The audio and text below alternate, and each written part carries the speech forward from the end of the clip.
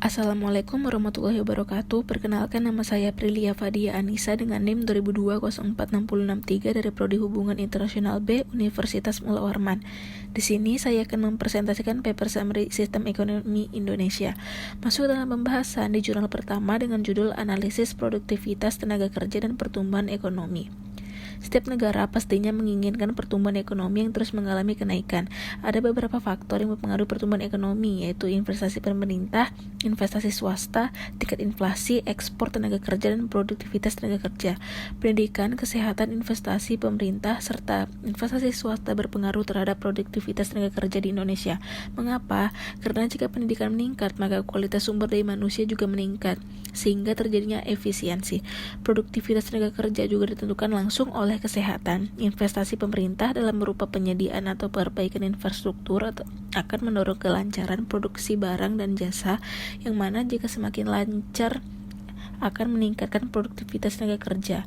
Dan yang terakhir, kenaikan investasi swasta akan memicu kenaikan produktivitas. Itu terjadi karena kenaikan penanaman modal yang menyebabkan pembaruan teknologi.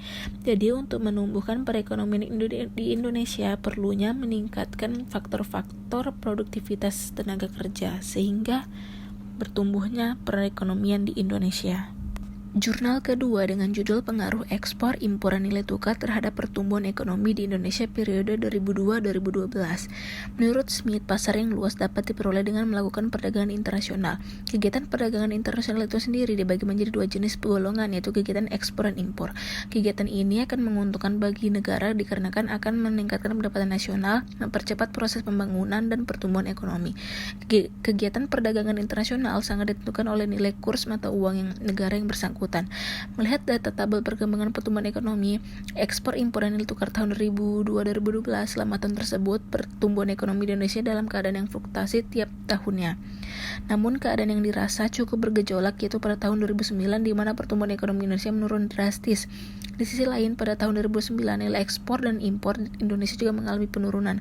Berdasarkan fakta yang dapat dianalisis bahwa penurunan pertumbuhan ekonomi pada tahun 2009 merupakan pengaruh dari penurunan ekspor impor dan nilai tukar pada saat itu.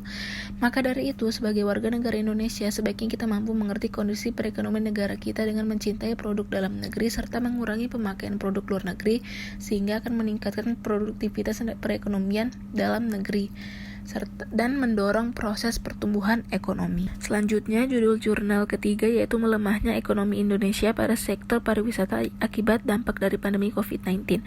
Di awal tahun 2020, dunia digemparkan dengan hadirnya virus COVID-19, yang mana virus ini penyakit menular dan merupakan virus temuan baru. Dengan adanya virus yang melanda di seluruh dunia ini, akibatnya aktivitas di berbagai sektor perekonomian melemah. Berbagai aktivitas mulai dari sektor pariwisata sampai perdagangan terpaksa harus ditutup. Hal ini dilakukan untuk menerapkan dan mendukung peraturan pemerintah, sehingga memberi dampak langsung terhadap perekonomian Indonesia. Peran pariwisata sangatlah penting dalam kebijakan pemerintah untuk pembangunan ekonomi berkelanjutan di masa mendatang, dikarenakan sektor pariwisata memberi kontribusi terbesar terhadap pertumbuhan ekonomi di suatu negara.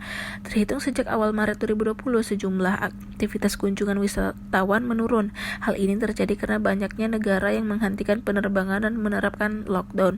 Diberlakukannya pembatasan sosial juga berdampak pada aktivitas ekspor dan impor pada negara-negara.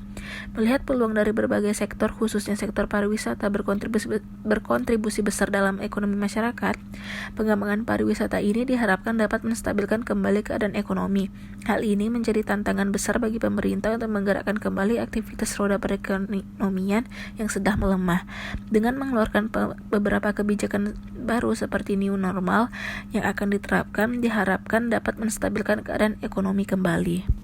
Jurnal keempat dengan judul Pengaruh Perdagangan Internasional dan Investasi Terhadap Pertumbuhan Ekonomi. Dalam mencapai kesejahteraan masyarakat diperlukannya sebuah pembangunan, salah satunya adalah pembangunan ekonomi.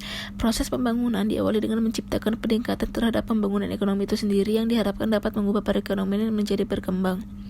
Karena jika pembangunan ekonomi meningkat, maka masyarakat juga akan sejahtera. Investasi dan perdagangan internasional berpengaruh signifikan terhadap pertumbuhan ekonomi. Investasi mampu membeli barang modal serta perlengkapan produksi untuk menambah kemampuan produksi barang dan jasa.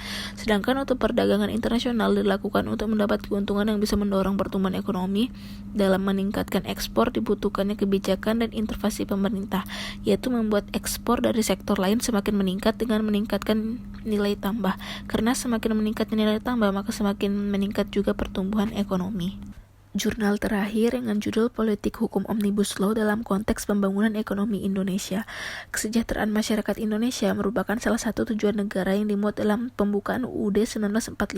Pondasi perekonomian Indonesia perlu diperkuat dengan cara salah satunya menarik investor sebesar-besarnya untuk berinvestasi. Konsep Omnibus Law ini dibentuk untuk meningkatkan investasi dan kesejahteraan seluruh rakyat Indonesia agar terwujudkan.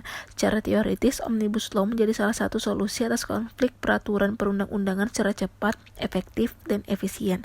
Omnibus Law diperlukan dalam mendukung upaya pemerintah dalam mempercepat pemulihan ekonomi Indonesia.